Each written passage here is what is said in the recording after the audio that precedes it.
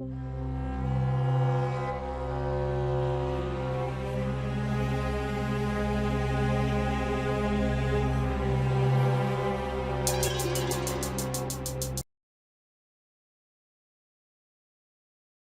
ẩn đường ống kim loại 150.000 năm tuổi bên dưới kim tự tháp ở Trung Quốc. Sau khi phát hiện ra cấu trúc đặc biệt này, hàng loạt các câu hỏi đã được đặt ra.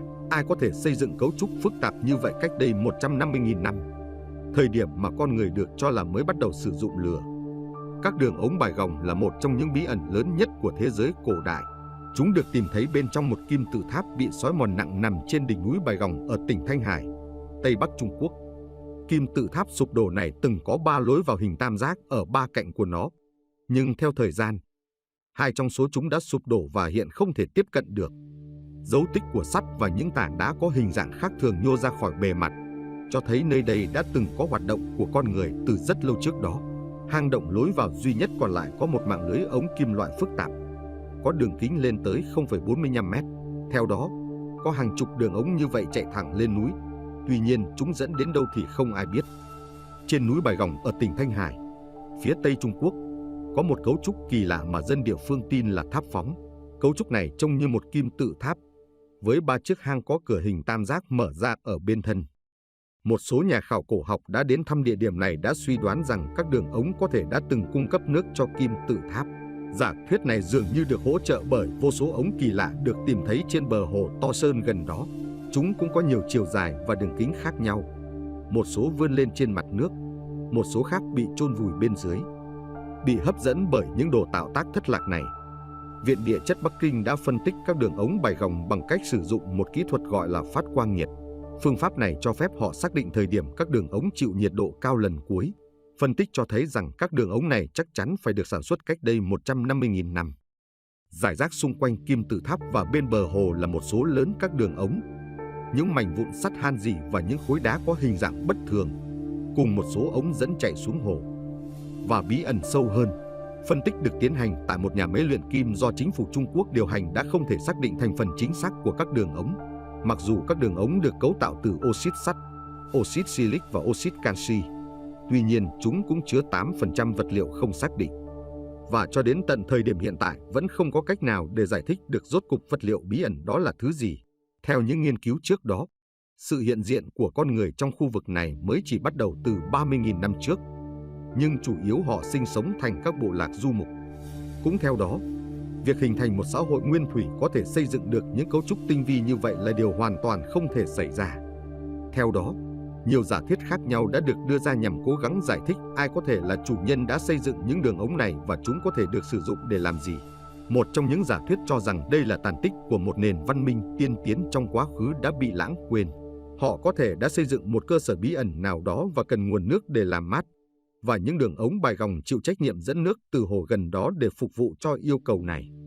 Hàm lượng lớn silic dioxide và canxi oxide trong các ống dẫn là kết quả của quá trình tương tác lâu dài giữa sắt và đá cát.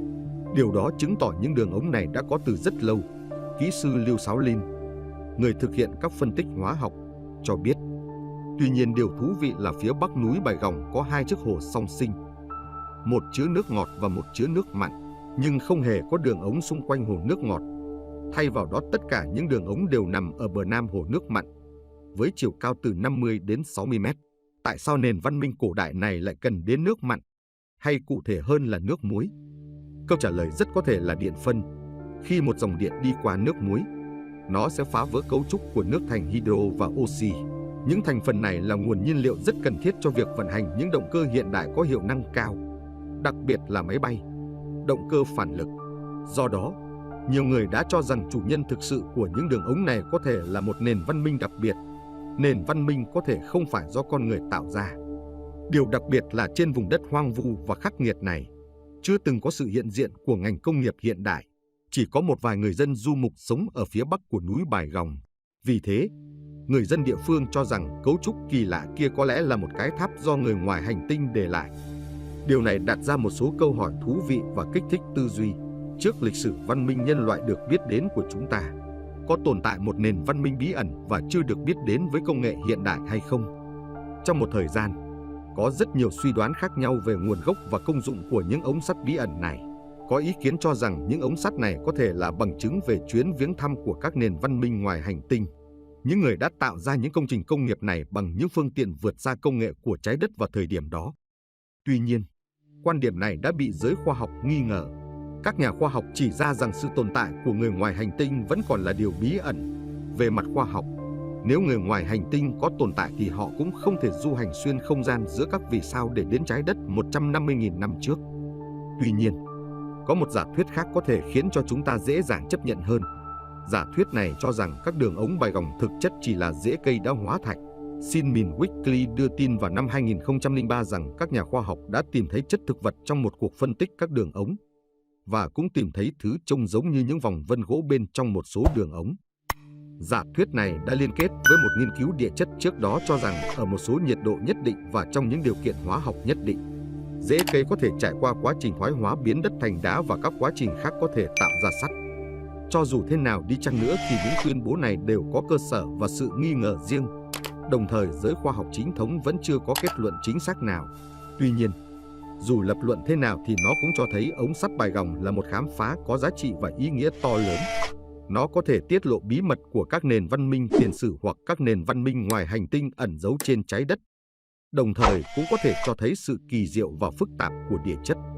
Ống sắt núi Bài Gòng là một câu đố kỳ lạ và thú vị, thách thức sự hiểu biết của chúng ta về lịch sử trái đất và sự phát triển của nền văn minh, đồng thời truyền cảm hứng cho chúng ta khám phá và tưởng tượng về thế giới chưa biết.